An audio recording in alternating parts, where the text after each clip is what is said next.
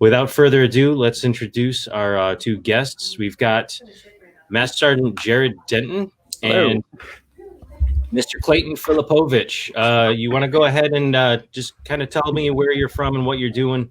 We'll start right with you, Master Sergeant Denton. Okay. So hi, I'm Master Sergeant Jared Denton, and I work on the Secretary of the Air Force Public Affairs Course Content Development Team, and I also am helping out as Public Affairs Advisor to the Chief Master Sergeant of the Air Force, Chief Master Sergeant Joanne Bass. I'm coming in to you today from around Fort Meade, Maryland. So that's where I'm stationed at present right now. All right, and Mr. Clayton Phillipovich, go ahead and fill us in on who you are and what you do. Alrighty, my name is Clayton Phillipovich. I work for Airman Magazine and Air Force TV at a defense media activity. And yeah, for the past 10 years, I've done social media for the military, and I've thoroughly enjoyed it, and I love what I do, and I love communicating. So there you go. All right, so one thing I will say is that, get my bearings here. One thing I will say is that I have, both of you are my friends on social media, and so I often see your posts and your conversations and your comments, and it is sometimes a little intimidating. I will admit, to like have you see you kind of go back and forth with each other or with other people, and you're talking about all kinds of different things that come into play when it comes to social media, public affairs, where we're going here in the future, how it's going to affect us. So these are the things that we want to talk about today and kind of give a perspective from of you, fairly young individuals that just are enveloped completely into that environment. I know that I'm not necessarily enveloped into it quite as much as you all are. So I'm hoping to learn quite a bit from you all today. So the documentary, The Social Dilemma, the basic concept is that it talks about how social media affects us all each individually. Sometimes we have different news feeds based on the things that we like and the things we follow. And as the banner stated earlier, if you're not paying for the product, then you are the product. That was one of the big quotes that came away from the show itself. So we're going to get into that a little bit and kind of talk about how we're all affected differently by this. But first things we want to discuss is I want to go to you, Jared, and determine what was your perspective of the documentary. Did you find it to be having a ton of information that you didn't know about or you weren't aware of, or did you find it to be misleading in any way? How did that affect you? So looking at The Social Dilemma, when I first started watching it and kind of got into it, it was almost reaffirming stuff that I had read about, stuff that I had looked into. And it was reaffirming it in a different way, because I'm coming at it, I'm looking into this stuff from the lens of a communicator. And they were coming from the lens of a developer, of a programmer. So in some cases, yes, it was very much like things aligned. But in a lot of ways, when I kind of saw how the programming aspect of it, I was like, okay, it makes sense kind of how those decisions were made in order to develop the algorithm, in order to market it out and to kind of enhance it over time. But yeah, like for the most part, though, it wasn't a giant shock. But then I kind of stepped back and looked at it as well from the lens of somebody that I'm friends with on Facebook, like just somebody who uses the platform without using it in a professional capacity or researching it.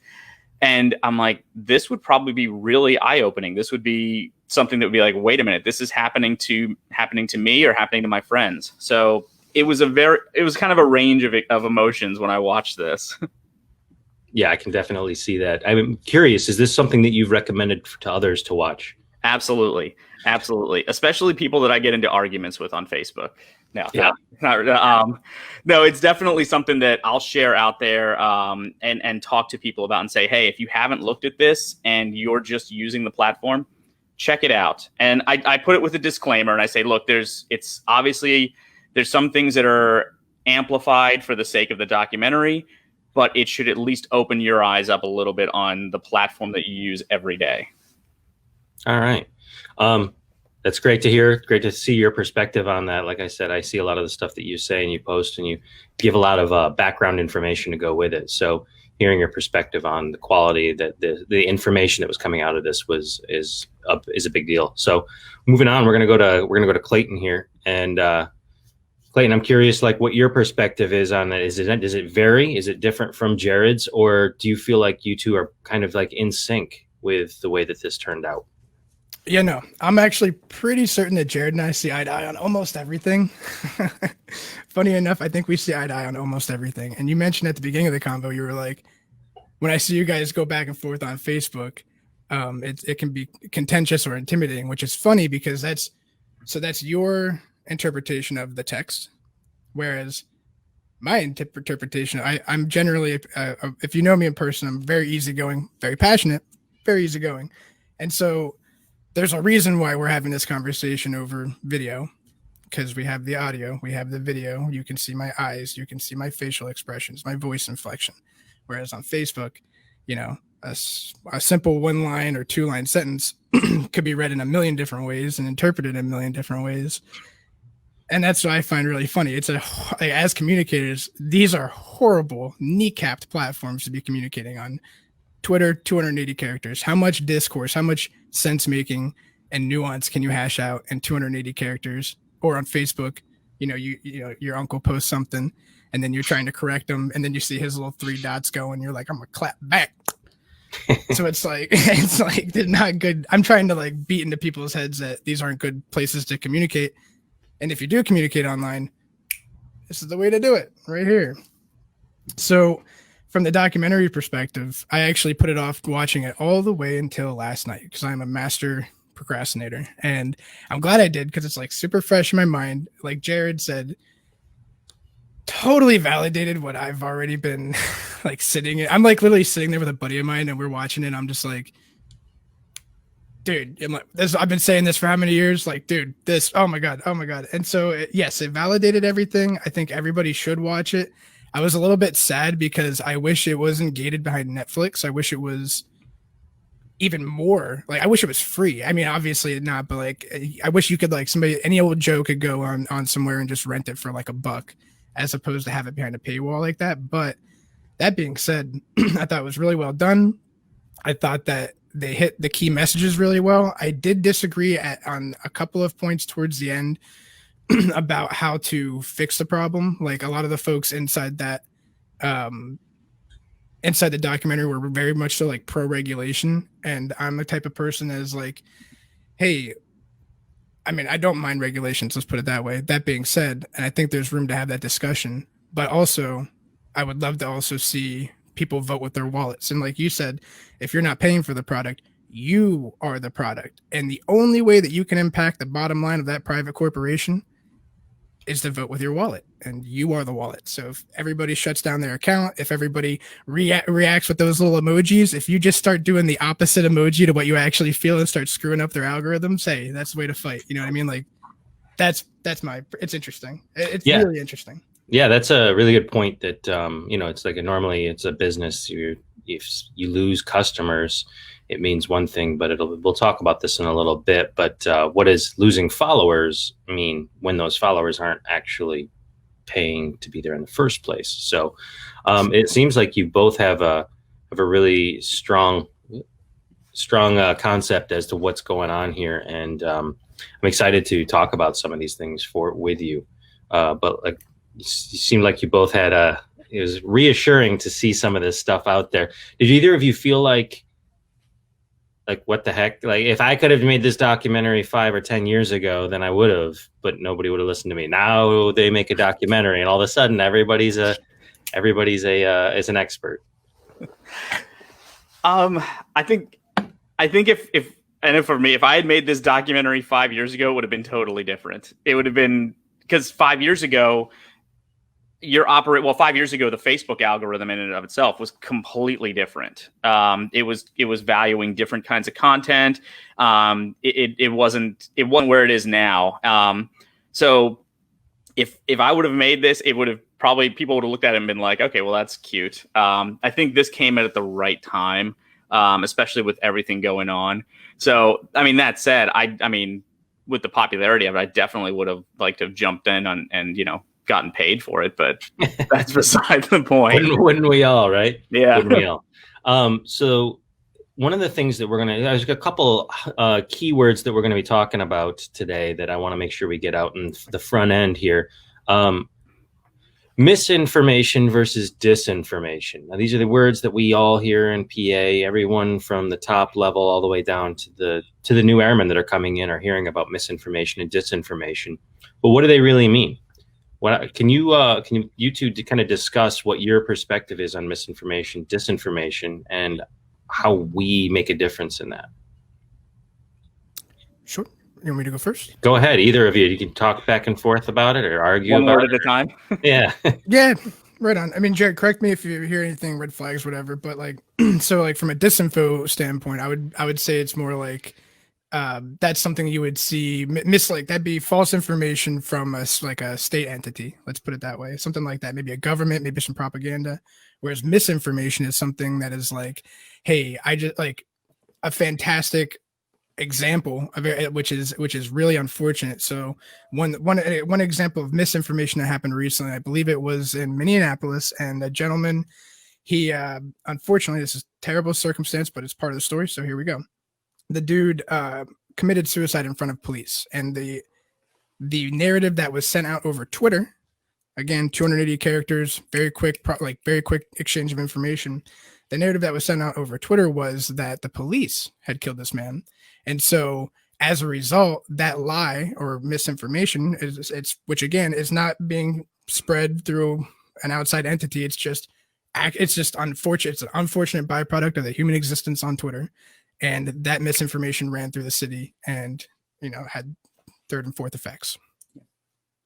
No, absolutely. I think, and no, you're spot on with that. So when you look at misinformation, it's your uncle, it's your friends from high school, and they don't have that strategic objective that says, okay, I'm going to post this false content because I have third and fourth order effects to it. Disinformation gets into your bad state actors. It gets into people with strategic objectives, whether that's to sow discord, whether that's to promote a wider goal. That's kind of what it is. But the key thing, and I would like, and this gets into kind of how we're going to train airmen in the future, is you have on our side of it, you have commander's intent. You have what the intent of your boss is, or what the intent of the Air Force or the DoD is. Disinformation also has intent. So that's kind of where it differs from misinformation, which is just can be honest mistakes or, just somebody putting out something that they've aligned to. And I think disinformation can also be amplified as misinformation because the intent of disinformation is to fool people. So as disinformation goes out there, it gets legs and it makes it to your uncle on Facebook. And all of a sudden it's misinformation because he's not looking into it. He doesn't know that it's fake. He just believes it. Yeah, we got misinformation is the byproduct of disinformation. I mean, I would venture to guess that misinformation probably doesn't. I mean, I guess it probably could happen, but how often do you think misinformation happens without disinformation at its core? Is there always somebody behind the curtain that's pulling the strings, or is there just? I mean, sometimes people just have a perspective that they just read into something wrong and they kind of made it themselves, right? I think a great. Yeah. Oh, sorry. Go ahead. Well, that's a great question, and the answer is we don't know. If we're being truthful and honest with each other, we just don't know. And so, when it comes to, I would wager that a lot of it's probably misinformation. Humans are humans, man. Like before the internet, whatever some dude told you at a bar, they were just like, wow, that guy was Olympian. That's crazy, man. Like no fact, no Google, like that in itself right there. Right. So that's just humans. Now, I don't think that every single thing that your crazy uncle shares on Facebook is coming from the Russian government or it's coming from the Chinese or the Iranians, whatever. That being said, there is no way for us to confidently sit here and say X% is coming from a disinfo campaign because there's no accountability from big tech. There is no way that we can quantify it, and there's no way we can understand because there's just no accountability. Well, no. Yeah, that was something they brought up in the end of the documentary is talking about accountability, and that is something we're going to get into here in a little bit. But what did you think about that, Jared? No, it's absolutely true, and it's kind of like the deepest part of the ocean that you have no idea how deep it goes. It's like you have all this stuff out there, and as soon as you pull on a line, you find out, oh, it's longer, it's got other things tangled into it. So yeah, I mean, there's no real way to know like where it's coming from. But I will say, kind of one of the biggest avenues that disinformation takes advantage of is boosting itself. So making it seem like it's a wider spread thing than it truly is.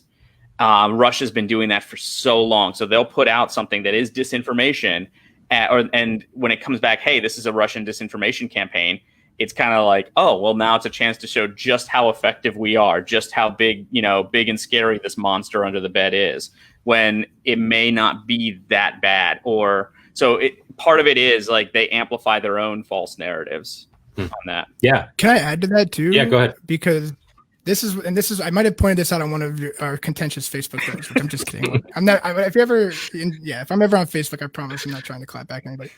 But what I was trying to point out, I think, was that you're absolutely right. There are disinformation campaigns coming from bad actors, bad state actors. What I'm finding, and this blew me away. This absolutely turned my paradigm upside down, because a couple weeks back, a very close friend of mine was in this horrible loop of negativity. And on Facebook specifically, like they kept getting served up the most wretched stuff, like horrible, nightmarish stuff.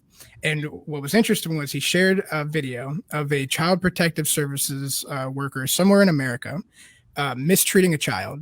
Now, anybody that sees that 30-second clip is going to be enraged, is going to be pissed. But, I looked at the comments, all the reactions, all the angry emojis, everyone's fuming.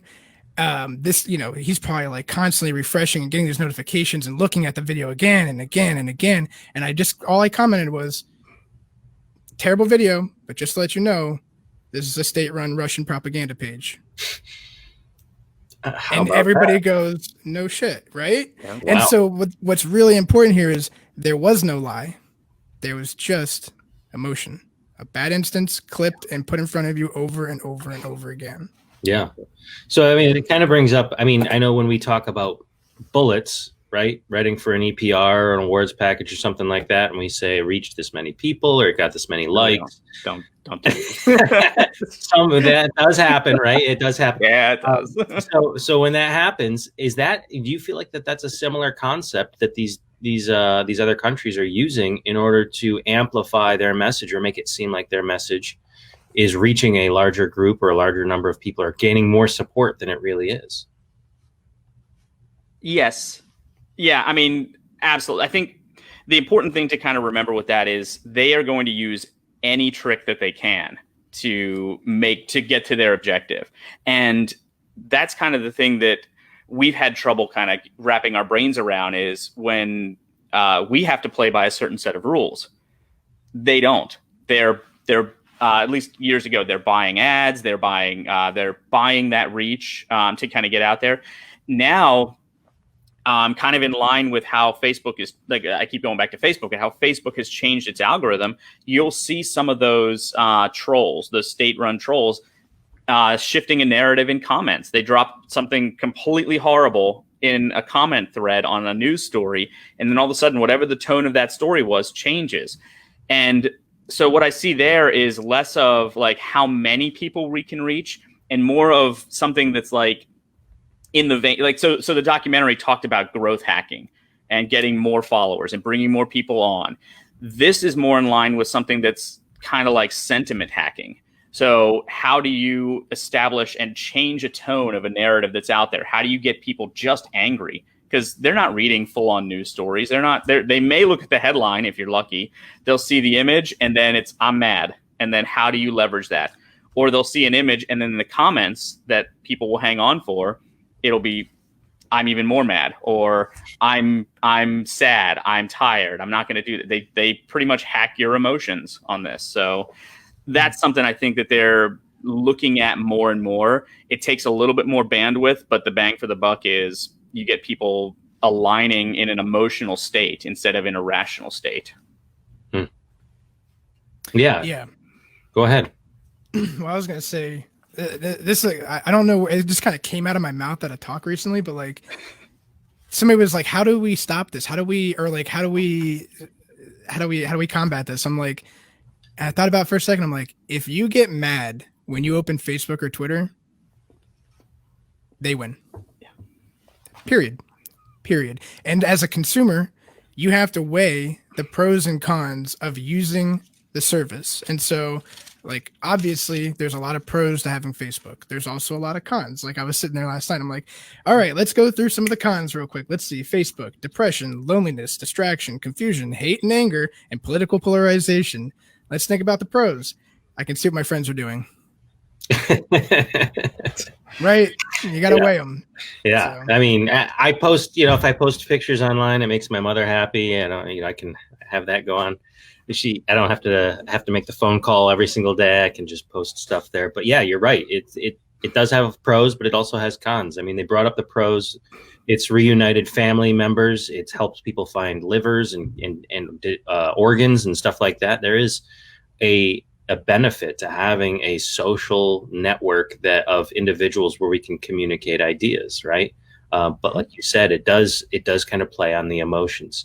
So that being said, what is the great power competition? We're going to talk about that for a second, and let's see if you can first identify what is the great power competition, and how does it affect us? You didn't say that there was going to be quizzes on that. No, it's. I'll let you go first, Jared. Oh, great. No. So,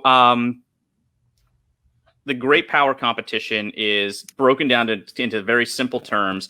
Is the focus that our military is having to take, moving away from a global war on terror and looking at near peer and sometimes peer competitors. And we've talked about them, Russia, China. And these are adversaries who are actively challenging us, both in a digital space, in an information environment, and in the real world. We've seen stories pop up of Russia challenging the United States, China in the challenging us. So this is the direction our military is having to take to address these bigger adversaries who are saying, okay, it's time for us to exert ourselves. Most notably, China had made a declaration years ago saying by 2049, they are going to be the dominant global power. And they said, and that'll coincide with the 100th anniversary of the PRC. So we look at that, and now we're shifting our operations, our the way that we conduct, the way that we look at warfare, the way we look at conflict, to kind of address this, on a larger scale. Clayton. Nope, Jared hit the nail on the head there. Yeah, you really great job. Like, he's right. We spent 20 years focusing on the Middle East, with an adversary that was not a near peer, and now we're shifting our attention to, after a 20-year war, 2 wars, we're now shifting our attention to China and Russia, and these are near peers. Now, it's interesting because you look back through history, there's bloodbath. There are bloodbath battles, and it's hard for us to conceptualize and conceive what a bloodbath battle would look like. Like, what does our worst day look like in 2020? What would our worst day look like? I think about that sometimes, and it gets pretty horrific in this dome, and so that's where but it's hard for other people to imagine that. It's hard for people to imagine their GPS not working on their phone, their Venmo account not working. It's hard for them to imagine not being able to log right into Facebook, or not get their groceries from the grocery store, and all sorts of stuff that can happen with a near peer adversary attack. And so we're shifting our mindset, we're shifting our resources. I mean, and then and with that comes the communication space / propaganda space. Like, about 2 or 3 weeks ago, I saw the Chinese put out a video of them nuking Guam, and it was like cinematic. It looked great. Props, CCP. But that being said, they don't want this smoke, and so it's interesting. We're getting into a place now where there's zero accountability on these massive platforms, especially in the middle of COVID, where everybody is packed inside. They're not talking face to face. They're not having this dialogue, and so everybody's just clapping back on Facebook and Twitter. And we've got a major election just weeks away. it's scary. It's actually literally my worst nightmare, probably, to have all this important discourse being forced into bad communication vehicles, kneecapped communication platforms, zero accountability as to who's operating on them, anonymity like crazy, with cross posting. You know, if I was a Russian state page, I could have 40 other Russian pages, all covertly sharing the exact same native terrifying videos, and tracking the analytics on it, and you would never find out. You would never know. You know what I'm saying? So it's, and one more point I want to add to this, I meant to mention it last time, was that, and as government communicators for America, we have an advantage that a lot of the other people on Facebook and Twitter do not have. So when you really get to thinking about it, our advantage is that we're trying to communicate from a place of strength and truth, right? And we're trying to communicate what we're doing with taxpayer dollars, and we're communicating that back to the American people, right? Okay. Other entities, other corporate entities, other people, they have a bottom line. They're trying to get the clicks, they're trying to get the view, they're trying to sell a product, they're trying to make an action happen. We, on the other hand, aren't beholden to some bottom line. We're not beholden to a dollar amount. Like, I'm not putting a post out there and being like, got to get that CPM to get that 3-cent click, you know what I'm saying? So that is a actual benefit to us. Now, it's interesting, but it's something worth putting out there. And I would say that our most important currency is trust. That's it. No, that's absolutely, I can piggyback on that one. Like, that is such a huge point right there. And we are, especially with the more and more people getting on these platforms, we're seeing kind of this erosion of trust in institutions, especially opaque institutions. And we fall into that in the military. Like, traditional military communication has been, this is what we're doing. That's all you need to know. And that's it. Good luck and God bless, kind of thing. Yeah. But that doesn't work on social media, because people are demanding more and more trust, more of that accountability that you're talking about. Like, hey, who is behind these platforms? Am I talking to a human being? Am I talking to a robot, or am I talking to a faceless organization? So, I mean, it's good for us if we can get ahead of that and say, hey, it's time to start communicating like people again on there, and kind of valuing the one positive of social media that you had listed off. But yeah, trust is absolutely the cornerstone of anything on social media. And so I want to just go back to, you mentioned the one one pro to social media that you mentioned. And we had someone made a comment. There's obviously more than just the fact that you can see what your friends are doing on social media. There's a lot of stuff. And I know that, so for coming from Clay's point of view, from what I understand, you're essentially talking about yourself. Right. You're not talking about business. You're not talking about the military. You're talking about you specifically. You can see what your friends are doing. So, yeah, there's a lot of businesses and corporations that have a lot to gain and a lot to benefit from the use of social media. Free advertising. I mean, how many people use social media as opposed to a regular website nowadays? They no longer have to pay for a website. All they have to do is get on there, create a page for their company, and boom, they've got a business going. So there is a lot of benefits there. But going back to the great power competition, do you guys think that is a term that we created for the situation, or is that something that already existed? I mean, I'm sure the words strung together, and I'm sure it's shown up on an EPR. yeah. No, I mean, I'm sure we're not the first ones to coin it, but that being said, that is definitely what we are calling it. That, as like United States military communicators, it is square in the face. This is the great power competition. There is, everything's on the table. Like, get ready. This is like, if we're going to have a bloodbath, it's going to be between, if hypothetically we were to have a next World War III type of deal, it would be against a near peer. So yeah. And that's been the goal. And using China as the example for that has been their goal, as they've been gearing up to their 2049 kind of self-imposed deadline of that. And the important thing that I think we should all kind of take into account is that we're used to fighting the war on terror. We're used to fighting that kind of traditional model of warfare. China's over there saying, well, that's not how we're going to come at you. Like, we're going to come at you in a completely different way with completely different technology, on platforms and battle spaces that you aren't even thinking of at this point, or if we're just starting to think of them. So when we're looking at that great power competition, it's not just looking at it saying, here are our adversaries. It's, here are the adversaries, and over here, here, here, and here are all the ways that they're trying to target us that we weren't thinking about a year ago, 2 years ago, 5 years ago, kind of thing.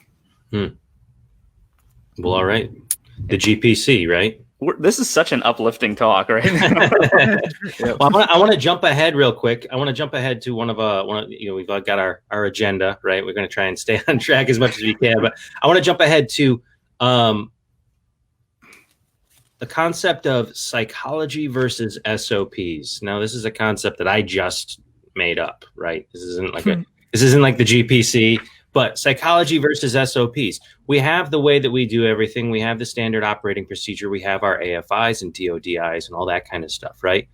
Social media obviously came along, and we're now using it in a format that it's not that it goes against those things that we're creating, but it's very fluid. It's changing every day, right? And so as we go into these different situations with our SOPs, how does the psychology of and how people are affected on social media, how do we use that to continue the great power competition? Sure. I mean, either one. I mean, both of them are great. So here, I would say the principles of communicating do not change. Now, from a technical standpoint, the algorithm, the code, the features, it changes every single day almost. Like, literally, I just dropped out of a college class because I'm like, my professor was like, she claimed to have 25 years of social media experience. I'm like, what are you, Mark Zuckerberg or something? I was like, I'm not learning anything here, because by the time that it hits academia, the code, something changes. Now, from a communication philosophy standpoint, like, we go back to what our most valuable currency is, which is trust. That does not change. So as long as we can we can stay communicating. Like, in the future, I see the way ahead being like quick hitting communication, back and forth, month to month, week to week, to keep up to date on the tactical, like on the smaller stuff, on like how you game the algorithm, what's the best way to disperse a message, what's the most, but from a fundamental standpoint, trust and the principles of communicating do not change, in my opinion. No, I absolutely agree. And going back, I think where we get into the psychology versus the SOP is, and I know a lot of people kind of hear like the psychology of it, and they're like, we're not psyops. And okay, cool, but we are in the influence game, and that's been defined in our joint function now. So it's something we all have to start considering. So when you look at the psychology, I think we talked a little bit earlier about the sentiment out there. And I used to be able to go on something like Twitter and be like, oh, today's kind of a more positive sentiment day. But, it's 2020. So it's every day. It's, what's the dumpster fire of today? So you look at that sentiment out there and you say, okay, what level of dumpster fire are we at? Is it like, 17 dumpster fires, or is it 1? If it's 1, you can kind of post normally. But if you get out into the realm of the 17 dumpster fire day and you still need action content, how uplifting and positive can you be on that day? Because then you just give people a breath of fresh air. So you look at something like that and you're like, okay, everybody's salty today. Everybody's angry. Can this official presence, posting kind of in a more humane way, fostering that trust, can you be that safe harbor people can go to and be like, you know what, I feel okay today. You're like, this, thank you, I needed to hear that today, kind of stuff. So if I look at that, that's a day I'll do something like a post that says, hey, I don't know who needs to hear this, but you matter. Like, you are important. And so that's where I think the psychology wins out over the SOPs. Because if you look at the AFI, it's very behind on where we kind of need to be, unfortunately. So one small thing I'll add to that is, and this is a small tweak, is that sometimes it's not always our objective to constantly make the audience feel happy. There are times where, as communicators for the military, hey, we might have some bad news for you. We might have some really bad news for you. We might have to put out something to let you know that this year, hey, the military is not getting a pay raise. Now, I can dress that up as many ways as I like to try to make them happy, but they're not going to be happy. So it's important to make that distinction that sometimes it's not like we don't exist to purely influence how you feel. We have that trust factor, which is we exist to deliver the information as effectively as possible and as truthfully as possible so that you're more informed. And to add to your point, you brought up a great word there, sentiment. Whew. Oh man, I get so pumped about sentiment. So in like I think it was like 2017, Facebook came out with the emoji reactions. They came out with the haha, the love, the cry, the bloated, whatever. And this, at first, everyone was like, this is stupid. This is so primitive. This is a joke. This is going to go away. And little did we know, this is actually, that was really like, I think we're going to look back in decades. I think we're going to look back decades from now and go, holy crap, this was the beginning of the end. Because prior to 2017 and the emoji reactions, these very primitive little emojis, people couldn't tell, like the proliferator of the message could not tell how you felt. If it was TV, all the best they had was like they had how many TV screens were on. If it was like a website, all they had was dwell time. But when social media and when specifically Facebook came out with those emoji reactions, even more sickly, we voluntarily tell them how we feel. We're voluntarily telling them this is making me angry. And then they're going, all right, let's serve up some more anger. Wow, this makes me sad. All right, no more sad for this one. He's gonna tune out. This one makes me happy. Puppy video coming at you. And so it's like those emoji reactions, that is the most primitive yet accurate way to detect sentiment, and it terrifies me. So one of the questions that we have a couple comments or questions here on the side. They're a little long-winded, but I'm going to try to break them down for you here. So one of the things, going back to what we do on a daily basis, hard to gain trust when our posts don't go anywhere because of the algorithms. These social media platforms are essentially pay to play at this point. As we talked earlier, businesses are using them, right? The businesses are paying for ads and they're paying for things in order to get more posts. Let me get through it, Clay. Okay. Let me get through it. All right. So what's the goal in terms of marketing on social media at the wing level PA shops? What's the end game? What metrics and KPIs are we measuring and how? So go ahead, Clay, if you want to talk about, it's not pay to play. Well, sure. You can argue all day, like, absolutely. I mean, we're not stupid. Yeah, you can pay money and get impressions and everything else. I actually enjoy communicating for the military because we can't pay. So it's me versus every cat video out there. And I'm proud to say, and I'm excited to say that, you know, for the uphill battle we're constantly doing, especially over at Airman Magazine for the Air Force and things like that. I mean, we do fantastic work. We really do. Not to pat ourselves on the back, but it's not, and at a wing level, you can't expect to get, you know, you might not be able to expect to get 40 million views every single post. That being said, if you're not orienting yourself under the 2018 National Defense Strategy, drafted by General Mattis as SecDef at the time, that is fundamental, even at the wing level, because it goes 2018 National Defense Strategy. If you work for the Air Force, it then goes SecAF and her key priorities, and underneath that, it funnels naturally down to you. So if you're not in line and you don't understand those three things, you're pretty much shooting in the dark. Okay. Secondly, send me your page and I'll take a look and I'll tell you if you're like, maybe I'll look at it and be like, yo, this is the best content. This is the best content I've ever seen. But chances are there's things we can do to make it better. So I don't know. Yeah. So this brings up a topic that I want to just ask real quick on this, but it's a little off. But when we're talking about at the DoD level, using the NDS as your construct for each and individual post, basically using that as the groundwork for everything that you build on top of it. One of the things coming from a installation PA office that we find ourselves doing is we are creating our own content, right? So every day we've got something new to post, something new to put up. We got to stay active on social media so that people continue to go back, so that the algorithms will say, hey, you should go here, there's new content, right?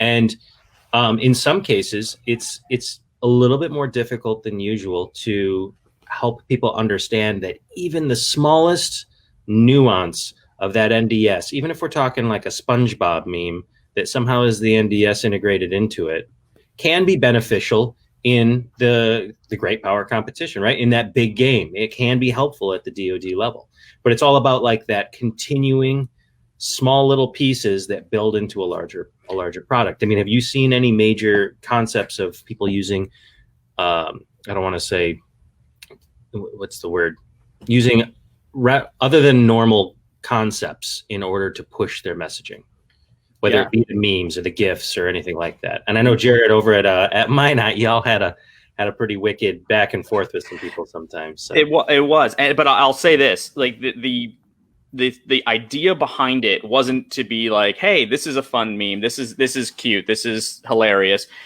It does go back to a bedrock principle, which goes back to the NDS, which is your pages should be so strategic that they appear random. So you should have those goals aligned. You should have those things identified early on. And if I could like react on here with like the praise emoji when Clayton was like, the NDS, yes, 100%. Everybody should read that, because your boss's priorities will align with that. Wait, hold on. Everyone should read it, including like the new airmen to the unit, or the new individuals to the unit that like it's mandatory. But they're in training though, and they're supposed to be just learning how to shoot photos or video. Should they be reading it? Yes. So I can tell you for this, the way that we are changing training up for our entry-level airmen is rethinking that. It's still important to generate content, and the technical proficiency is absolutely there, but there's also a large component of commander's intent, strategic communication. The NDS is talked about this is 3-level to 5-level training. After they graduate MCF from DINFOS and they go out to their assignment, the training that they're going to be going through is going to focus on thinking critically, developing an airman at the very beginning who can take concepts in the NDS and say, all right, we need to align these to products that we push out. And a big focus, and I know we were talking kind of about the algorithm and pay to play, and I'm with Clayton on that. Like, yeah, you can pay to play, but you should also be creating compelling content that'll still get out there. So at the DoD level, at the Air Force level, they're focused on up and out. Like, they want to talk to Congress. They want to talk to the broader American people. And that's still what wings do. But wings also have a mission to focus down and in, to get their commander's priorities and his objectives or her objectives to the airmen, their families, in that smaller audience. So you may not want a video that hits 42 million people. If you do, there's probably something wrong. Something bad might have happened. What you do want is focusing on the outcomes of what you put out there versus the outputs. How many people you reach is inconsequential to whether or not a DUI awareness campaign resulted in fewer fatalities or fewer DUIs or more people using an Airmen Against Drunk Driving service. Those are some wing level outcomes that you can kind of get after on there. And that's what you should be talking to your commanders about. Because I guarantee you can say, hey, this has reached 2 million people. And they're like, cool, we just had 5 DUIs over the weekend. So obviously we're reaching the wrong people. Yeah. All right. Go ahead. Again, Jared, you hit the nail on the head, man. Outcomes. Like, all right, I can give you an example of when we've achieved good outcomes and missed our mark and did not achieve the outcome that we wanted, right? So for example, looking back, hindsight's always 2020, but I remember a few years back now, the F-35, and the narrative that got spun through the media was the F-35 can't dogfight. And the funny part is in 2020, now the information is we've come a long way in informing the American public about why the F-35, why the F-35 why that narrative is wrong. In reality, the F-35 is never going to dogfight. They will kill that other plane before the other plane can even see them, miles and miles and miles and miles away. And then we come to find out, which we just recently released, that we're going to have autonomous drones paired with the F-35. So it's like the narrative 5 years ago was we just didn't do a good job communicating in the space that we needed to let the American people know that, hey, the conversation that's being had is completely a non-starter because the F-35 is never even going to dogfight. And then, of course, we put it through its paces at Nellis, and I can't remember the exact total, but they had some ridiculous, they never lost a single fight because the F-16s couldn't even see them. Yeah. And so that's one example where we could have done a better job getting in there earlier and getting the messaging, the correct messaging out there quickly. Now, we had one instance recently where, hey, we did achieve the effects that we were hoping to communicate, which was, for example, the Air Force had a maintainer shortage. And so we had to get that message out there that, hey, we need airmen to fill this absolutely critical role in maintaining these aircraft. And so over the course of the year, we put not just one video and not just one story, not just one photo, but a myriad of things under a campaign, put it forth, and then we're able to then have the effect achieved, which is, hey, we close that maintainer gap, which is great. That is a success. But then it actually opened a second problem. The Air Force comes to us and they go, hey, we closed the gap for the maintainer shortage, but now we got a whole new problem. We have a bunch of 18-year-olds managing multi-billion-dollar planes, and they don't know what they're doing. We need to train them. So now the task is, hey, we filled the gap. Now we have to show how we're going to mentor these young airmen. And the way that we did that was, again, stories, photos, videos, one documentary piece where we actually went out to the flight line. We had our videographers go out to the flight line, drive out there with the crew, all of them getting their camaraderie and everything. We even showed one of the young airmen with his toolbox on the flight line, and he drops all of his tools all over the place. He's just like, oh man. And it was true, and it was real, and it was actually what was happening. And we were showing like, hey, these guys are learning. That's just what it is. So it's interesting. Yeah. Outcomes. Those are pretty solid outcomes. I mean, those are very big picture things. I mean, do you find that it's like, I mean, you've worked at a smaller unit before, right? So do you find yourself in a position now where you're like, big work, big outcome, it's very, very evident and clear as to what it is you're working on? And same thing with you, Jared. You guys are working on big picture stuff at the SAF level or at the DoD level, and the outcomes are so much more clear because they're so high. Whereas, posting that meme or, the clapping back on a GIF when someone says something you don't like on your local page, you may not necessarily get the result. So going back to actually what Ryan Conroy mentioned earlier is, what should we be looking at in our analytics to determine success? Reach, and I know that right? both of you Totally. reach and likes, right? Reach and only reach. Page following. Yeah. So for those of you that aren't aware, the reason we joke about that is because it has been something for a long time that we put like reach and likes and follows, and these are the analytics because they're so concrete and they're so in your face when you go and you look at your analytics that you can identify, I posted this thing today, and the next day we had 100 more followers. 100 more followers. We already had 100. I increased our followership by 100%. That's a great sounding bullet, right? And I know that me personally, in my situation, when I'm working at the installation level, sending packages up in a local atmosphere, that's one of the things that sometimes they talk about, the fact that they're looking for. And that's partly having to do with educating people outside of our career field as to what's really important. It's not the likes, it's not the follows, it's the action that comes after those posts happen. Yeah. So and that was a learning curve for me when I started working with Chief Master in the Air Force. With the first few days, I'm sending her like analytic reports, and I'm telling her, I'm like, hey, reach isn't a big thing. You want to look at engagement. And she came back to me and she says, I don't care about that. I don't care about the numbers. I don't care about that. And she's like, I care about, broken down, I care about the outcomes. I care about, are we talking to our airmen? I care about being transparent. I care about being real. on this platform. Those were the things that she was caring about. So I had to completely adjust my way of thinking in that, oh, so I'm not going to have to give a weekly report on this is how many people engaged with our content. That said, I do look at it internally, and everybody at any mission that's out there should have a metric of success for after they click publish on a post. So if you look at, and for example, for Chief Bass, if I post something out and within the first 10 minutes, if it peaks over 100 to 150 engagements, I know not that it's going to be like successful.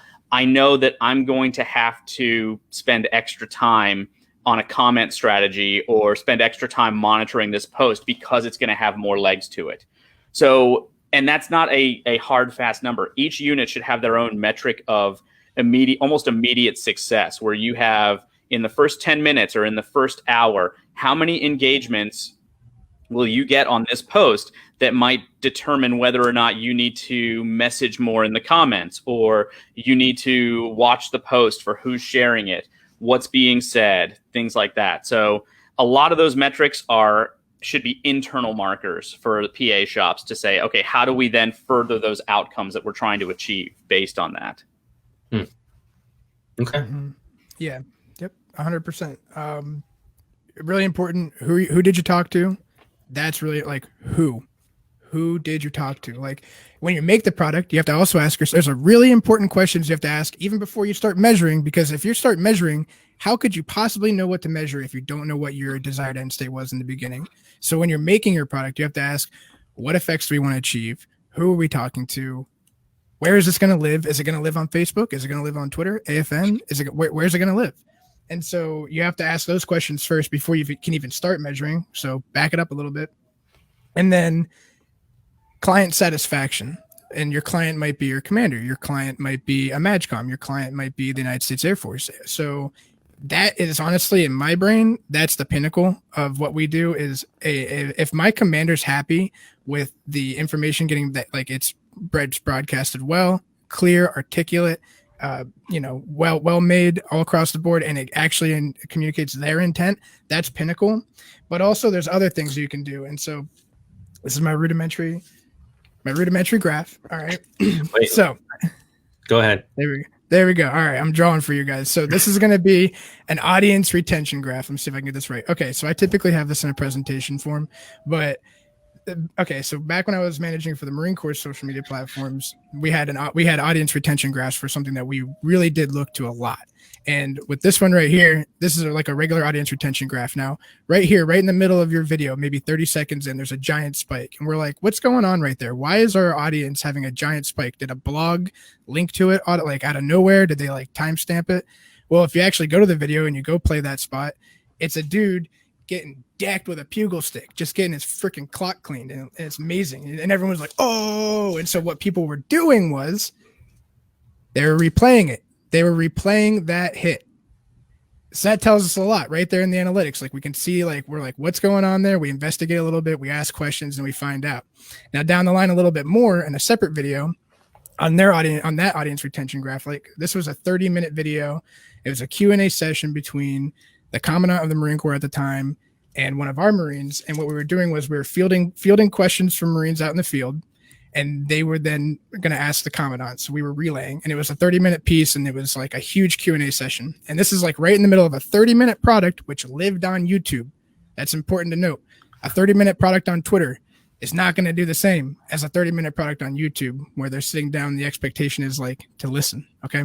So this more gradual hump was happening right here. This more gradual bump was not as pronounced as that pugil hit. That pugil stick hit, that was sharp, and people were replaying it. Same thing happened over here, but it was really gradual, and it was over the course of about 2 minutes. And when we go into the video and we look at what happened at that point, we're able to find out that the question that was asked was, sir, if I'm an 18-year-old Marine and I have a drinking problem, if I go for help, am I going to get punished? Am I going to get deranked? Am I going to get docked pay? Am I going to get prosecuted under the UCMJ? So we've got Marines rewinding to hear the Commandant tell the answer to that problem. If I drink too much, and I'm underage, if I have a drinking problem, am I going to get in trouble for going for help? And so and again, you made a great point that, hey, this didn't happen the day of or the day after. This is 2 weeks later. This is 2 weeks after the video is settled and Marines have watched it. And now we're going back into the analytics and we're weaving all the way through the different tabs, and we come across the video retention, and they're actually listening to his answer the whole way through. And then we're able to then send this report to the commandant and say, sir, the one question that got the most engagement, the most replays was, if I'm under the age of 21 and I go for help for drinking, am I going to get in trouble? And then your commander is able, in that case, the commandant of the Marine Corps is then able to take that information into account and put out a memorandum or make change and say, and his answer was great, by the way. He said, I hope there's no leader out there that would punish their young troop for going to better themselves. And so, I mean, dude, that's analytics right there. It's not numbers. It ain't bean counting, but it's definitely analytics, you know? Yes. Yeah. Counting beans definitely is easier than going through that stuff and trying to replay it. But you got to put in the work if you want to truly understand what effect you're having on the populace. You do have to put in the work. It's not like social media where it's just boom, here's the answer in your face. This did work or it didn't work, and here's why. It's about analyzing it and getting with a team that you have, getting together and discussing those kinds of things to figure out how well they came together. So one of the things that was brought up is it's difficult at the like an installation level or a small PA office level or even a tenant unit to identify that you are in fact having an outcome, especially when your audience is internal. It's people that are already following. They're following because they want to see cool stuff. They already know what the NDS is and they already have heard it 100 times. So when we're talking about making an effect at the lower levels, is it really that big of a deal? I mean, if we're talking to the same people over and over and over and they're just like, yeah, right on, as opposed to getting a new audience every time. I like to compare it to in the movie 300, where you got all the archers up on the cliff and they're shooting tens and tens of thousands of arrows at like 300 guys. They don't need 10,000 arrows to kill 300 guys. They need 300 arrows. But those arrows, they're not shooting directly at each individual person. They're not targeting. They're just blanking an entire area. So sometimes that's how it can feel for us, I feel like. Do you feel that way? Yeah, I definitely feel that we, especially as we are figuring out social media as a military, we are the guys on the hill with the 10,000 arrows. We're just like, let's just put the content out and hope it hits one of the guys. That said, we definitely should be focusing on those three. So I say that with a caveat. The 300 arrows to the 300 guys is great, and that should be where we focus a lot of our messaging, a lot of the deeper messaging that we have to get out there. The drinking problem with the Marine Corps that Clayton was talking about, culture changes that are necessary in the Air Force. But so when that messaging goes out, it kind of comes on us to watch the impact on social media or on the platforms we put it out on, and then take the conversation offline. If you're at a wing and you put something out there about DUIs, about alcohol and substance abuse, and it resonates with the audiences out there, or it picks up a new audience, take that information, go to your first sergeant council and say, look, we're not trying to get people in trouble, but people have resonated with this message. Here's the data that we have. I think that we need to have more in person, or at least in COVID, like more conversations one-on-one to kind of get after this. We can show you how the messaging's going out there, but to get after this problem, we're going to need something more than just a video or a photo. It's not a cure-all, but it's an opportunity. And Jared, I'm so happy that you used that example, because I want to bring up a comment that Heidi West mentioned. And this is not the stance of our future or the way that we're going by any means. So anybody that's listening, this is hypothetical discussion. Do you think the Air Force Public Affairs would be more effective if we limited the number of social media accounts to the MAGCOM or even SAF level? If the algorithm sends people to those topics for which they're already supporting, aren't we just preaching to a military-friendly audience? Do we ever really expand our reach at that point? Few pages, more focused content. Would there be a benefit, or do you see any benefits to just having like headquarters, social media, and everyone else just sends up for that headquarters to use it how they will.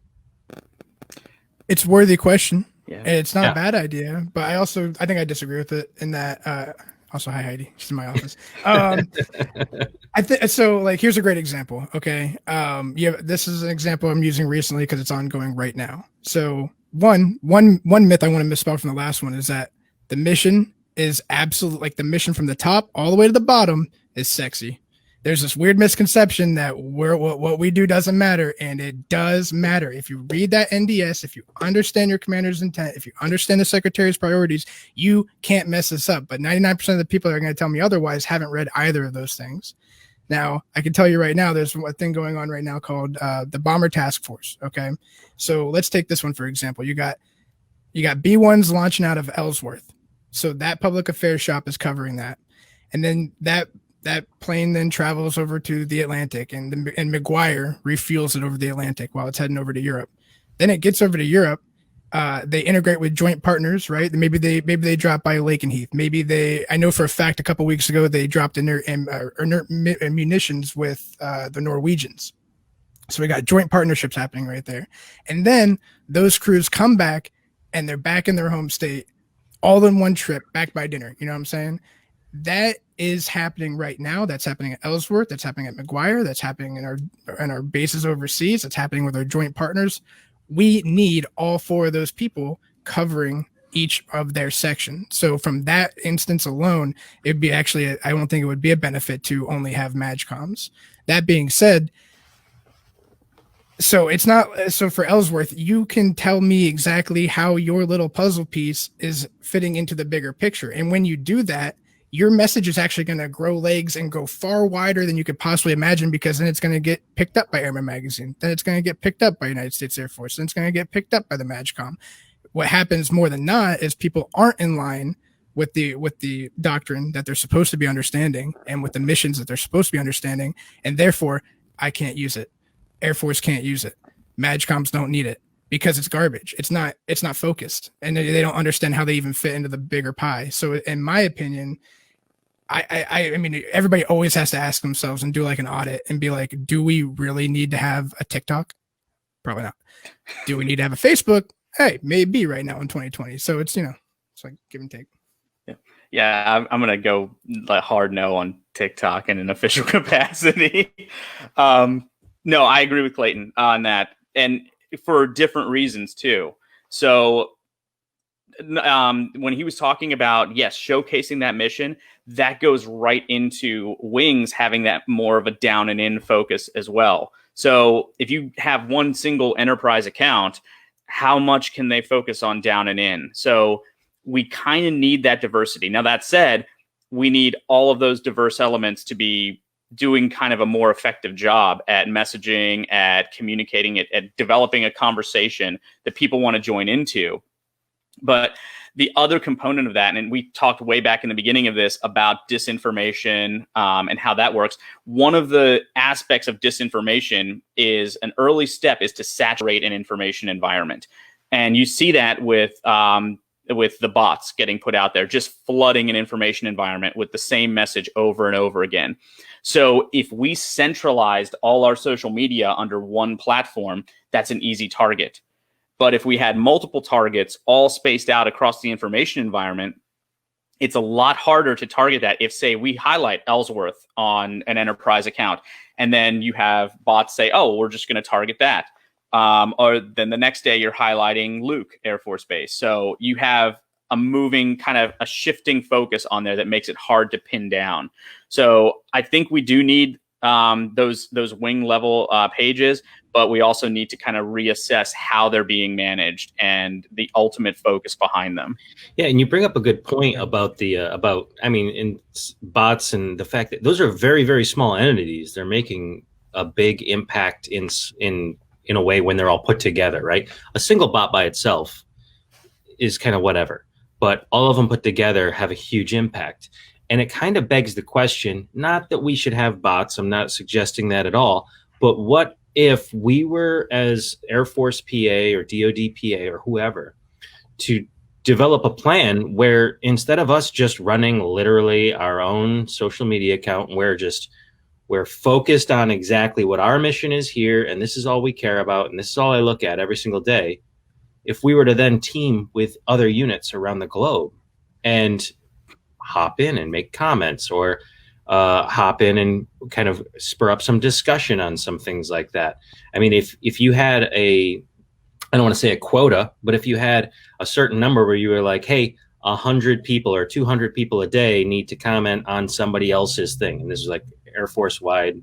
We said Air Force PA wide. We just said 200 of y'all need to comment on somebody else's official account in some sort of positive manner and kind of spur up some of that discussion. Do you see any benefit to that? Yes. Yeah, because it's already enough of a hurdle to overcome the whole, okay, this is this wing, and this is this MAGCOM, and nobody shall talk to each other on social. But I mean, and I'll use Minot as the example. If Minot were to go to Ellsworth's page after they do their bomber task force and say, hey, awesome job, great, good stuff, simple comment, but it reinforces the idea that, all part of a bigger team, all part of the same team. Mm-hmm. So I think there's a huge value. Yeah. Do you feel like that goes back to the comment that Sergeant Conroy had made earlier about how you feel like you're preaching to the choir? I mean, you making that comment on Ellsworth's page now has had the Minot followers seeing what Minot is saying on Ellsworth page, and it's a new community. So while it may be kind of the same individuals, it may be a new perspective. Yeah, it goes to what Clayton was saying a lot early on, which is trust. So if you think about, and there was a TED Talk, a couple TED Talks by Rachel Botsman. She's a trust researcher. She gets paid more than us to research trust. But yeah, it's not hard to do, but yeah. Yeah.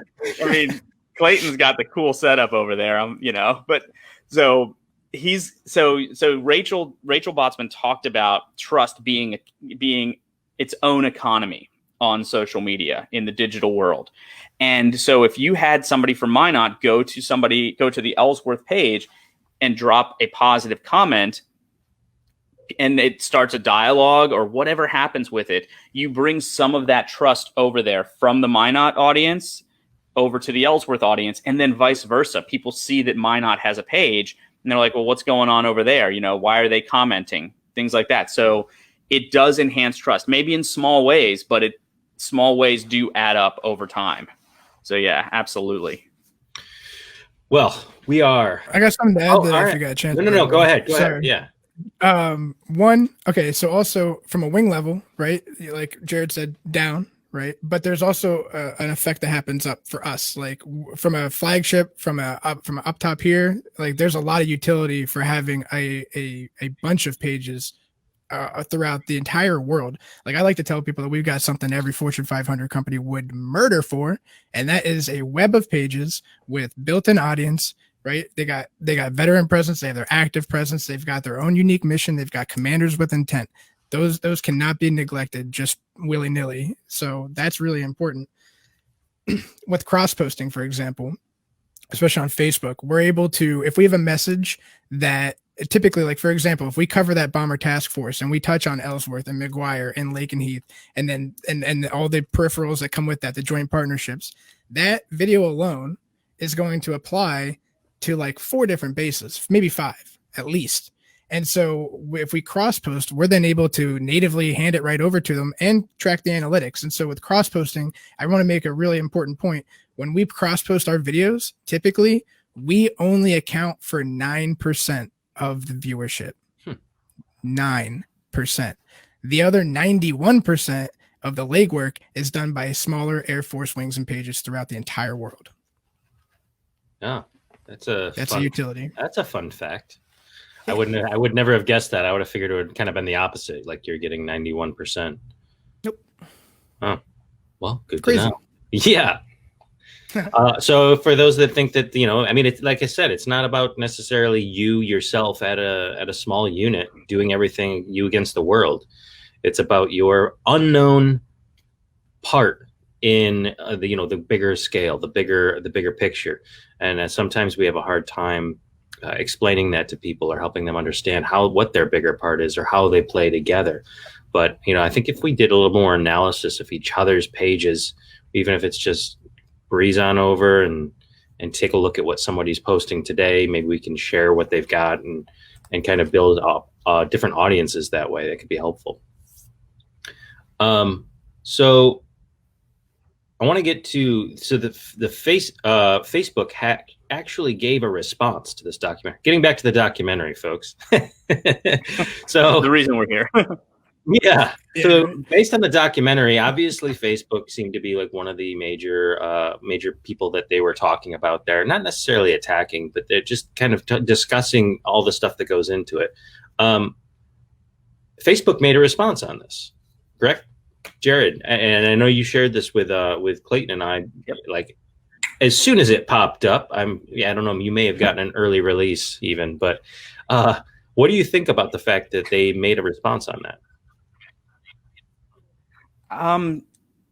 It was obviously in a direct kind of way of saying like, okay, and they address it. This was a good documentary, but our algorithm's not that exciting. Our algorithm is not three representations of people in a room deciding on each individual person. And they're right. But the reason behind it was, so after 2019, when they shifted to their 2020 algorithm, Facebook noticed that the response from the general public was, all right, cool, you've got an algorithm, it's shady and we don't like it. So they've been trying to be more transparent about that algorithm and show, oh, it's not that exciting, it's just, just a bunch of it's bean counting kind of thing. It's not. But the other part about that is they were using that in an effort to say, no, we're being transparent about this. So they wanted to debunk some of the things the documentary mentioned. And then at the same time, they wanted to say, hey, we're going to tell you exactly what's going on. So I think that's where their response came from. Do you feel like that was like a crisis communication type of situation that we go through sometimes, where they're like, dang, we gotta come up with some sort of response for this? Yeah. Like I think there was definitely a few tense meetings about that one. Sure.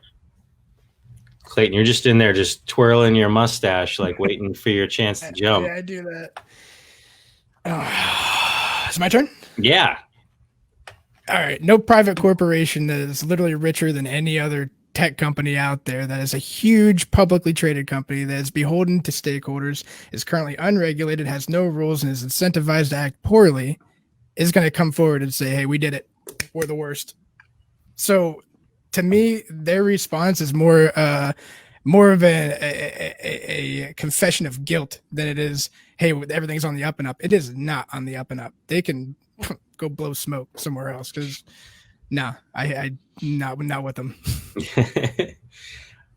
Well, obviously, yeah, they're not going to come out and say, yep, we did it. But I mean, I feel like their response, it was probably well thought out, had several people in a room discussing the best way forward. I mean, it is a crisis communication moment, and sometimes you want to call the baby ugly. I know we talk about that in our job all the time. It's like, sometimes the baby's ugly. Sometimes you just got to call it that. And that transparency then leads to the trust you're talking about, right? So that being the currency that we're trying to work in trust. I feel like there's a lot of benefit to making a response like that for them. Hopefully people are like, maybe they're not that bad. And I'm not saying they're bad. I'm not saying they aren't bad. I'm just saying maybe they're not. And then, of course, they stick with it. I mean, I know that there's some people that they watch the documentary, and the first thing they do afterwards, they got to get through their feed to find out what they missed in their news feed on Instagram or Facebook or Twitter or whatever while the documentary was happening. Because I know that while I was sitting there, I was like, I'd feel a buzz or something like that. And I'd look over for a second and I'd be like, no, that's like Inception kind of stuff right now. Like, I'm trying to watch this documentary, telling me not to do it. But at the same time, I got it buzzing on my lap, trying to tell me that I need to look at it. So yeah, it's interesting that they actually made a response on that. From what I understand, they don't usually give responses on comments or make comments on things like that. Yeah, so it's not too far out there. And I mean, the other thing to consider about it too is the algorithm of today was presented as scary in the documentary, and rightfully so, because of just how much it has permeated who we are as people.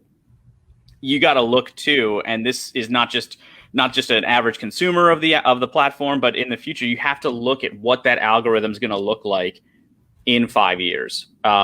When you have things like, and we're talking about it on a DoD level, when you have things like quantum computing and more advanced AI, when you start marrying those things up, what do your social media algorithms look like from there?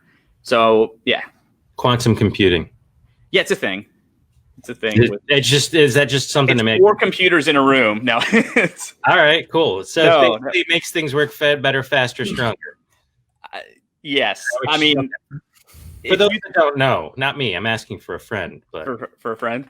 Yeah. So quantum computing goes back to quantum mechanics, quantum physics, which is almost like multiple states simultaneously. So if you think about it in terms of like analyzing traffic patterns in a major city, a quantum computer, a regular computer can say, okay, here's the cars, here's where they're going, and they can offer some predictions on that.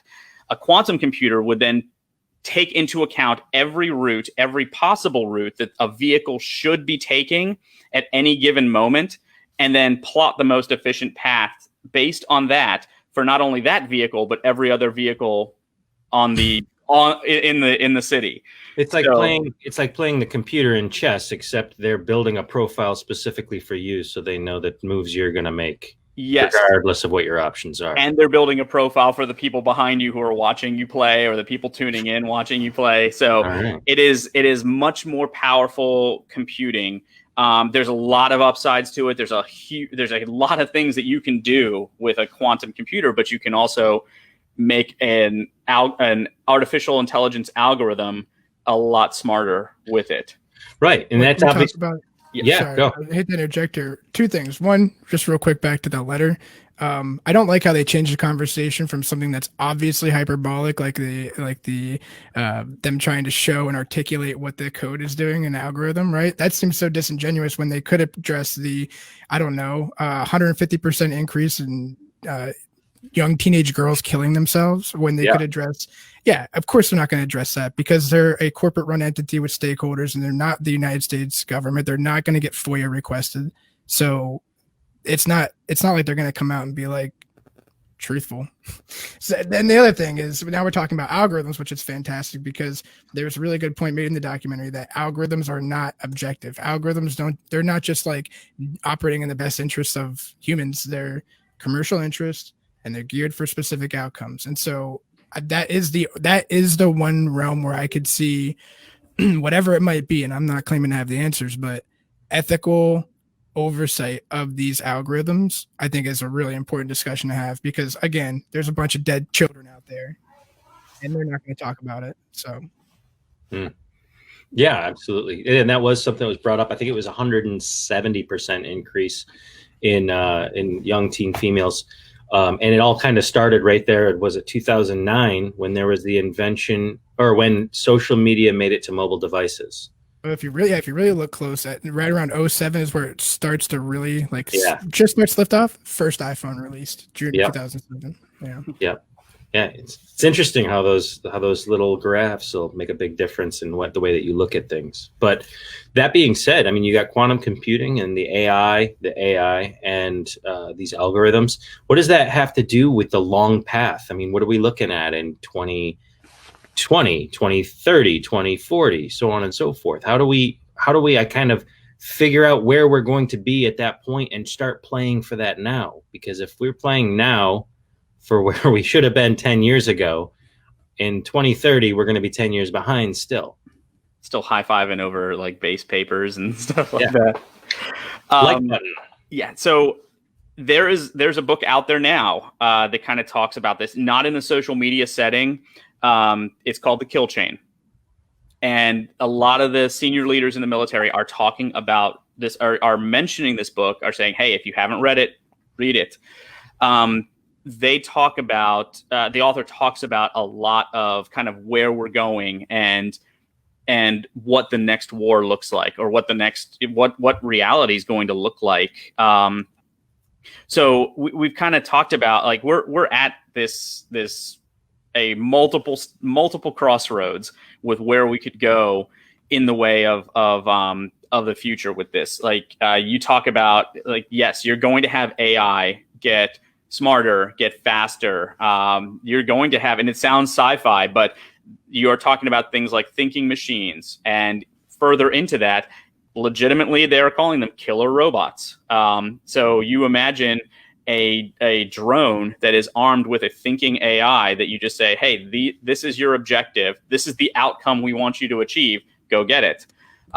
There's legislation out there on a global stage that kind of combats that. But again, you have to look at the details of that legislation to see how some countries can circumvent that. What it means for us is being more adaptable, being more aware of the information environment.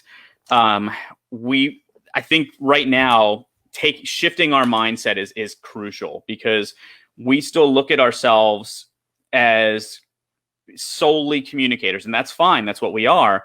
But this is also now a warfighting aspect. The information environment, especially on social media, is a battle space. And it's for the first time, we are closer to a true definition of total war on that information environment.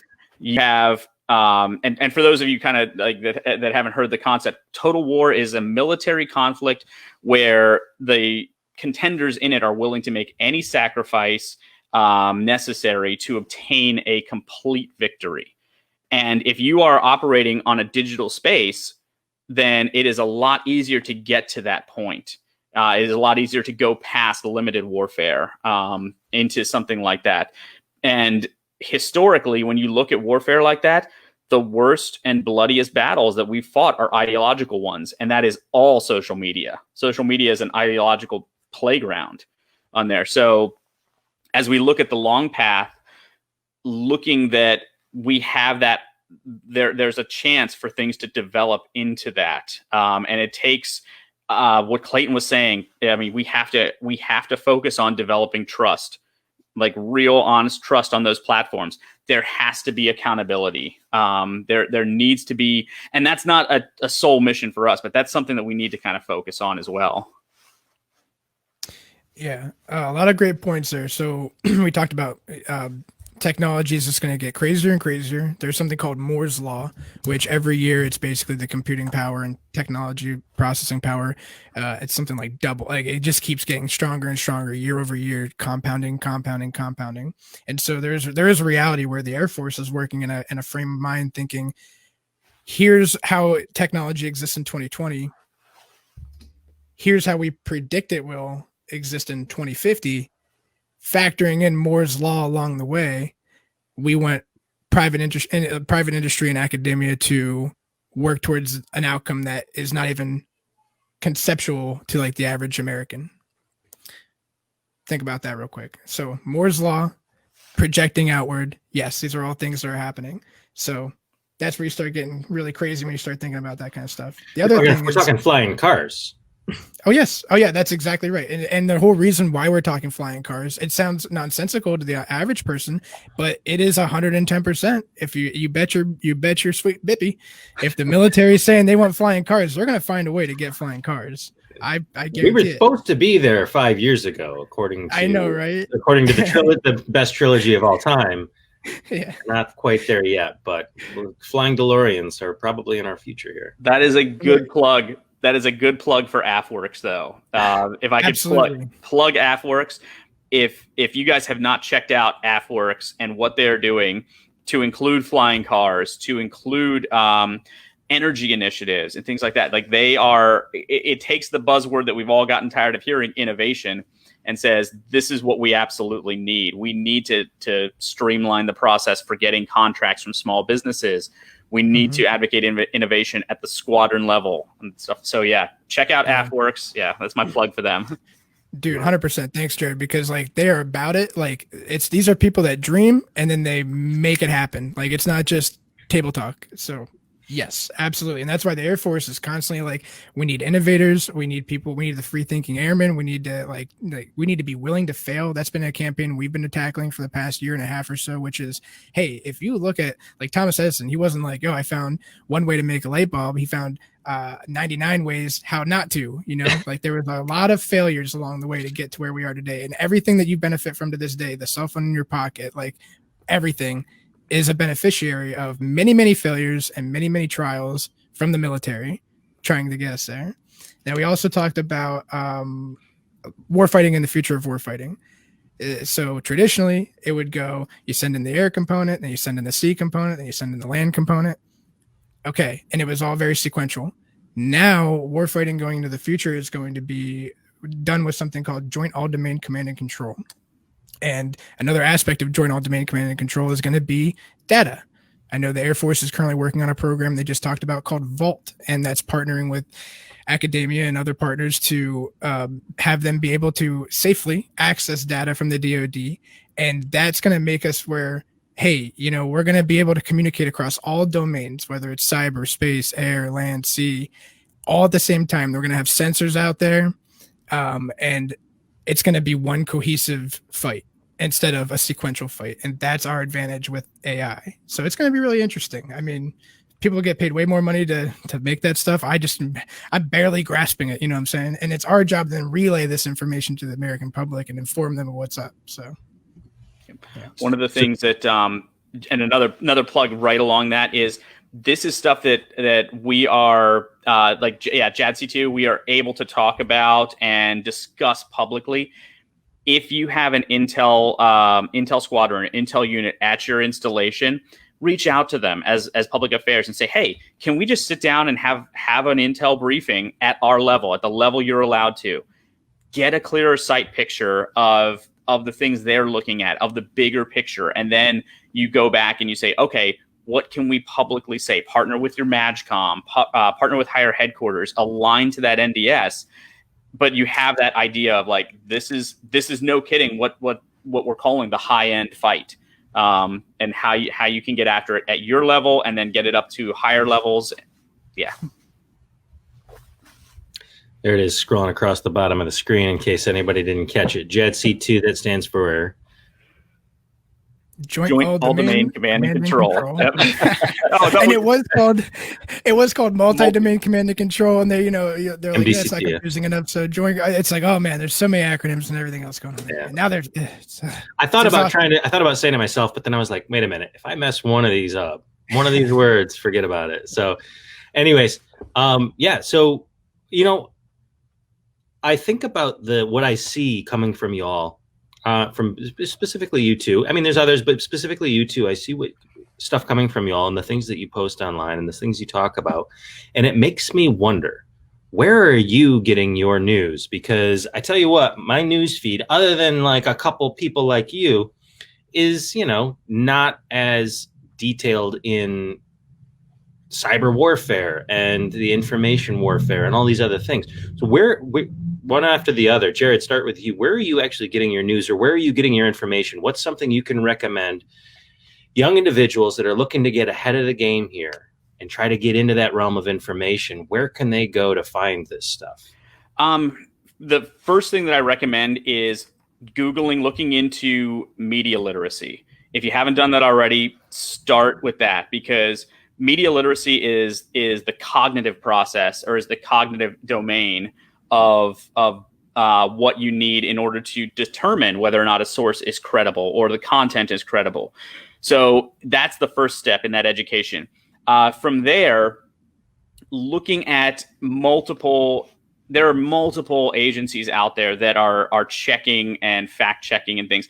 I have an app that I use that it's called NewsGuard. They actually just won a competition for evaluating news sites. And again, like, nothing on this is perfect, because as soon as you establish a baseline, you see it kind of shift on there. So that's why media literacy, news, those kinds of things, those are incredibly important. The foundation of it has to be your own internal sensor that says, okay, this is a credible source, this is not a credible source. when I look for content, I will stay in the realm of like your Reuters, your AP, that kind of stuff. Because as you start branching out to the other news agencies, you get into a mix of bias applied to reporting. Taking it to an extreme example, I see a lot of people sharing RT. Please don't do that. RT is state-run Russian propaganda, and a lot of what they put out is fact-based reporting, but then there's a good chunk of it as well that is disinformation and such. What are you referring to when you say RT? Well, Russia Today. I'm going to mess up that because I haven't used the spelled out version in a while, but it's a news site. It is run out of Russia. Does it hide the fact that it's Russian and it just says RT so that maybe people don't recognize it? Or I mean, because if I saw Russia Today, I'd probably be like, oh, well, right. I know that this may not be the most reasonable. It doesn't push it out there, but it's been around for such a long time that it gets a lot of traction on certain things. The thing about it too, and actually when I was looking into some of the articles out there, it's actually good. So I had one New York Times story on the Social Dilemma Review. Headline just reads, "So the Social Dilemma Review: Unplug and Run." Okay, so it's an opinion review on that. Then you go to Russia Today's headline of a review on the Social Dilemma: "Our Deadly Frankenstein. Social media's creators admit it dehumanizes people, disrupts social fabric, and destroys democracy." And the content matches the tone of that. And the content itself is not journalistic content. It is a lot of skewed opinions. It is a lot of like, hey, this person said, is that person even real? Things like that. So looking at the same story virtually, I mean, you have completely different tones on it. Yeah. Both are opinions. Yep, exactly. Yeah. Or algorithms, if you think about it. I'm not quite algorithms. Not those ones. But yeah, do you want me to go on this one? Yeah, Clay, what do you got? So as Jared mentioned a great point, news is highly editorialized, almost across the board. The other thing is that they're beholden to the dollar, and the only way that they get their business model is just as jacked up as Facebook's business model. A lot of them are on the advertiser business model. So it's they're biting for your attention. They're trying to capture your attention. And what's interesting is I equate, especially like any news, like television news, especially as people like cut the cord from cable and they stop giving money in their eyeballs so that they can get advertiser revenue. I view a lot of the larger news corporations as if a person that's drowning in water.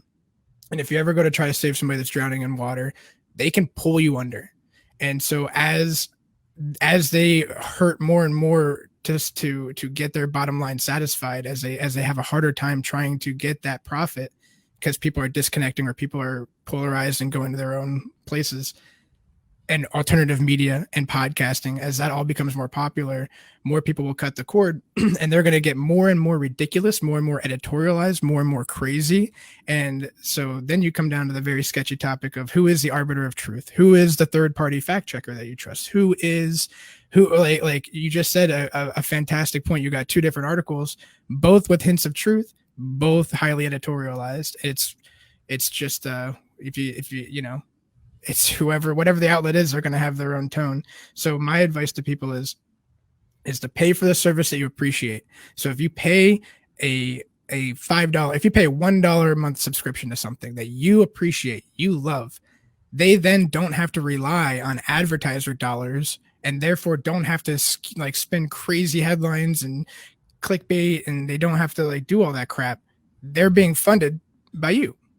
That's really the underlying thing here. And that, going back to Facebook and Twitter, the same goes for them. If because Facebook was free, it looked like it was free, that was the only way they could get all the masses to come to it.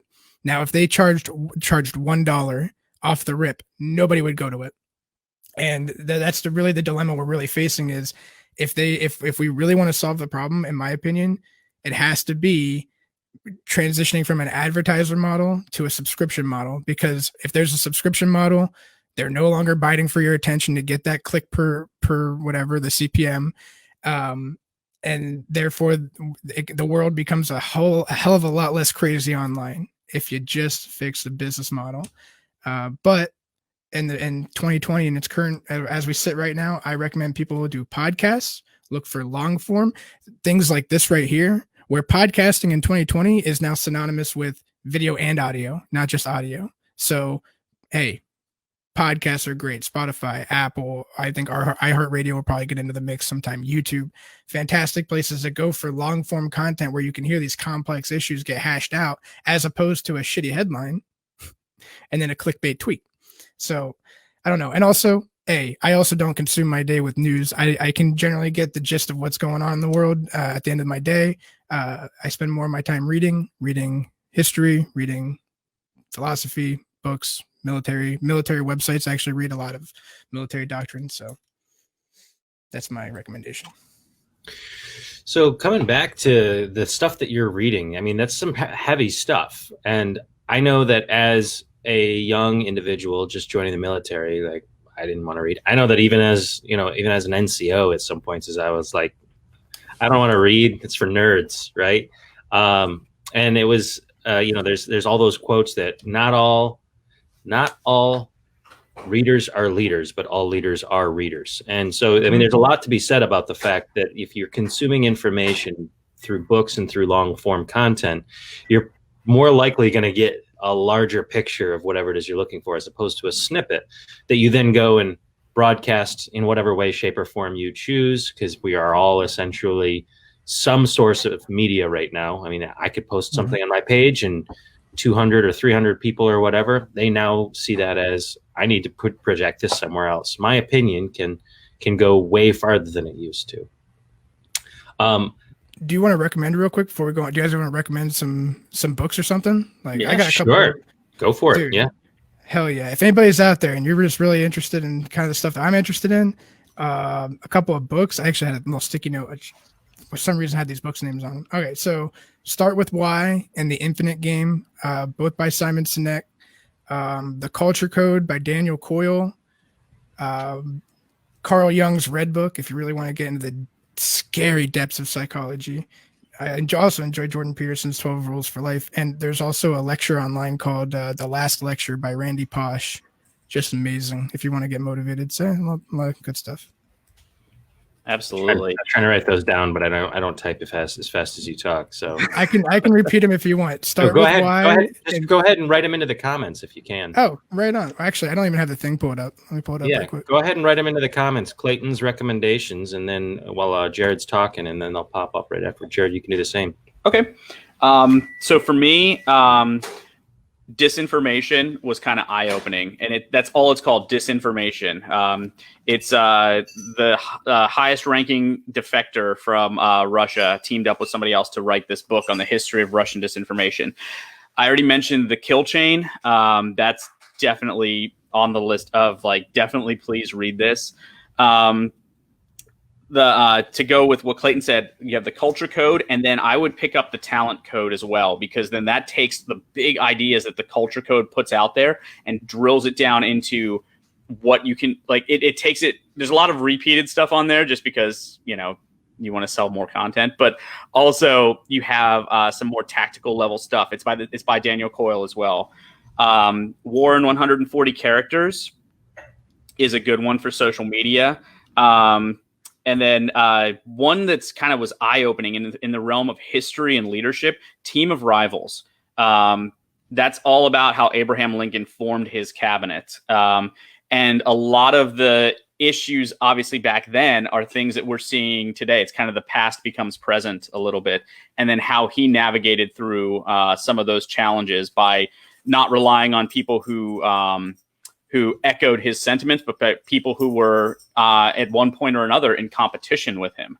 So that's some of the titles that I have out there. The other one that I just finished that's been very helpful for managing social media is Stillness is the Key. That's a good one because there's a lot of haters out there. So, all right, now I'll go ahead and I'll say some of my favorite ones.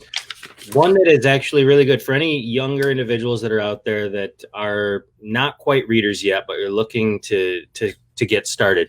And actually, I've got my bookshelf right here. I'll grab this random one. But John Maxwell has a 101 series. It's a whole series. It's 8 books, but they're bite size. You know, they're things you can knock out a chapter in like 20 minutes. And there's a whole bunch of them. There's one on leadership. There's one on success. There's one on attitude.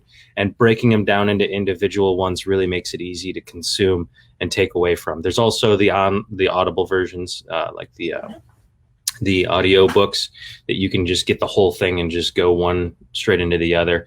So I'll say the 101 series. One I'm going through right now, again, is the 15 Invaluable Laws of Growth, because you cannot help others until you help yourself. If you feel like you're in a position to help others, then get into 15 Invaluable Laws of Growth, because that's only going to amplify your ability to help those people. And then lastly, one of the great ones that I know a lot of people know about, Extreme Ownership by Jocko Willink and Leif Babin. It's a great concept to go from being in a position where I feel like I'm just, everyone else is my problem. I'm not doing anything wrong. It's this person, or it's that person, or it's social media, or this is why I was late, or this is why I missed this deadline, or whatever. Getting into extreme ownership fixes those issues, because it helps you understand from the beginning, when you start to plan, or when you start to work on projects, or whenever you start to do things, that you are the one that's responsible. So those are a couple of really good ones that I recommend. So I want to get into, let's go ahead and finish this up. We've been going for a while here, and this has been fun, and I go all day, but I know that I got some people that are like, when is this thing going to end? So I just want to touch real quick. Final thoughts. What was your most impactful takeaway from this documentary? Start with you, Jared. So for me, I think the most impactful thing was just how subtle how subtle all of this is, but at the same time, it's subtle yet has permeated into nearly every facet of our lives. It's how we make decisions. It's how we consume information. It's how we're presented that information. So, and kind of, it's reaffirming what I'd known about social media before, but seeing it presented in such an interesting way as like following that family through definitely hit home with me, of like just how dependent we are on a system that is really not that old. It's not been around for, on the grand scheme of things, for a super long time, and we're already kind of slave to what it tells us. So.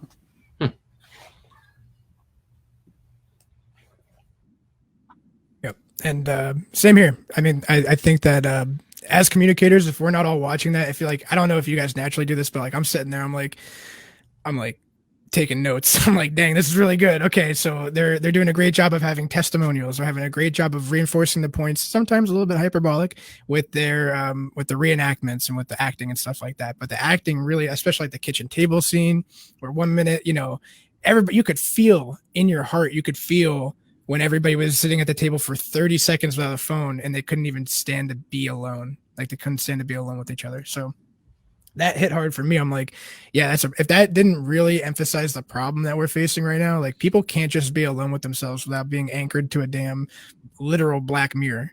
So I don't know. I think it's a huge service to the country in general for people to actually go and watch that and understand it, and understand what your little black mirror is doing in your phone, what it's doing to you, what it's been doing to you for years. And I think I'm a little sad that it's still behind. I'm grateful to Netflix. A little sad that it's only on Netflix. I wish it was wider dispersed, but hey, I mean, shoot. I know a lot of people that have cut the cord just because of this documentary, and they've actually reported back to me as of like just last night, and they're telling me they're infinitely happier. So I'm like, yeah. And I'll touch on that, Clayton. At one point I got rid of my Facebook, and I only went on Instagram, and I felt like there was like, people don't really post like sad photos on Instagram, right? They post like all of their highlight reels, as people call it, and I can attest to that. That there is some benefit to unplugging for a little while. But one thing that I took away from this is not that it's not that everything on social media is incorrect or bad or wrong or not worth paying attention to, and that you need to disconnect right now and you need to cut the cord and never go back. It's, if nothing else, it helped me understand that I have a larger responsibility than I was aware of to make sure that the information that I consume is appropriate, factual, correct, and especially if I'm going to go and repeat it somewhere else, that I don't become part of that misinformation that we talked about earlier just because I saw it online. It's become very, very evident that it can be a huge factor in our lives. Social media is everywhere and it makes a big difference. And it's our responsibility in some cases to make sure that the information that we're consuming is actually the information that we mean to consume, and that we're taking it in the way that it's supposed to be taken. Otherwise, we can actually run into some real issues there. So, y'all got any last thoughts you want to put on this? I got the only thing and it's something I just I'm working my way through Chief Bass's reading list, and the one I'm on now is Outliers, and he talks a lot about 10,000 hours to master a subject, and that there's discussion on whether or not that's accurate, but it made me think in terms of this documentary. So if you think that it takes 10,000 hours of practice to master some subject out there, to become a master of it, reverse that. Reverse that. That's what you get for drinking too much water. Was that supposed to be a private? It's not now. Comment? No. All right. So reverse that and think. I was like, why not? Just know. Yeah, right. How many hours does that algorithm need to master you? And so that's kind of the scary reality, because it's definitely not. I mean, if it is 10,000, then it's computing that at a much faster rate. So just be conscious of how that platform is impacting you. Do you feel like there's I'm going back into another question, and sorry, Clayton, I know you have to pee, but he's got a bottle. It's fine. Yeah. But I'll suffer. When we talk about OPSEC and how we get to work each day, I mean, there's the old school concept of like you take a different route every day because you never know when somebody's lurking, right? Do you think that there's a benefit to us using similar concepts to our social media? Like, don't get into trends when you're posting on social media. Post random things. Post at different times. Follow different accounts that maybe you wouldn't normally follow just to throw people off. Is that something that people should take into consideration? It can be. Yeah, I mean, it depends what the venue is, man. Like, personally, I'm a young single man. What? And hey, I did a video on my YouTube the other day. It was like Tinder OPSEC. Literally, it was called Tinder OPSEC because I was told a story, literally, about a person who she had her name tag, and it showed the name of the business and her name, and a dude from Tinder who they swiped on each other like weeks back, and it just fell through. And it was nothing. Shows up to her work, seeks her out at her workplace. Absolutely, OPSEC is always important. If you have your profile picture, should not be a picture of your house. It should not be a picture with your address right behind you. It should not be like, yes, 110%. Yeah, right. Digital OPSEC is a thing. Yeah. Okay. So this has been the PA review, and we were talking about the Social Dilemma documentary that's out there on Netflix. For those of you that haven't seen it, highly recommend it. It's a good concept, or a good thinking into how social media affects us all. Remember that if you aren't paying for the product, you are the product. So in a future episode, I will have a public information officer from my local area that I'm going to have a talk with, and we're going to talk at a local level for those of you out there that are in a local area, or not in my local area, but at a local working space, working with your public information officer in the county, and how you can leverage each other's information and your tactics and your messaging and work together on that concept. So stay tuned for information on that. And thank you all for watching. It's been an hour and 50 minutes for anyone that's still out there. Thanks for sticking with us, and we'll see you next time. Thanks, everybody.